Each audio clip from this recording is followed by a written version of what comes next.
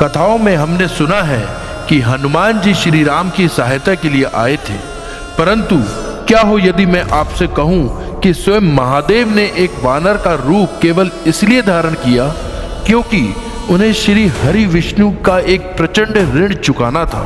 हनुमान अवतार के पीछे का सबसे बड़ा रहस्य लंकेश नहीं बल्कि एक सतीत्व का भयंकर श्राप था। जब असुर जलंधर का अहंकार तीनों लोगों को ग्रस रहा था, तब स्वयं महादेव भी उसका वध नहीं कर पा रहे थे। क्यों? क्योंकि जलंधर की पत्नी वृंदा का अटूट पवित्र धर्म उसकी ढाल बनकर रक्षा कर रहा था। सृष्टि को बचाने के लिए श्री हरि विष्णु ने छल से वृंदा का व्रत भंग किया, किंतु जब वृंदा को सत्य ज्ञात हुआ तो उसने नारायण को एक भयंकर श्राप दिया। उस पवित्र स्त्री ने क्रोध में आकर क्या श्राप दिया और उस श्राप का पवन पुत्र हनुमान से क्या संबंध है? हरि और हर के इस रोम रक्षक रहस्य को जानने से पहले सनातन की अद्भुत कथाओं के लिए अपने परिवार गॉडवर्स को अवश्य चुनें।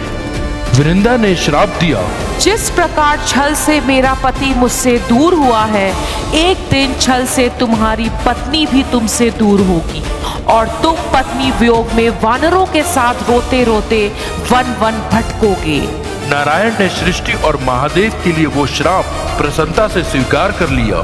भगवान विष्णु का ये समर्पण देखकर महादेव का हृदय द्रवित हो उठा। उन्होंने श्री हरि से कहा, सृष्टि के कल्याण और मेरे विजय के लिए आपने अपने ऊपर कलंक और श्राप लिया है, इसलिए जब त्रेता युग में आप श्री राम बनेंगे और अपनी पत्नी के वियोग में वानरों को ढूंढेंगे तो आपको किसी साधारण वानर की सहायता नहीं लेनी पड़ेगी।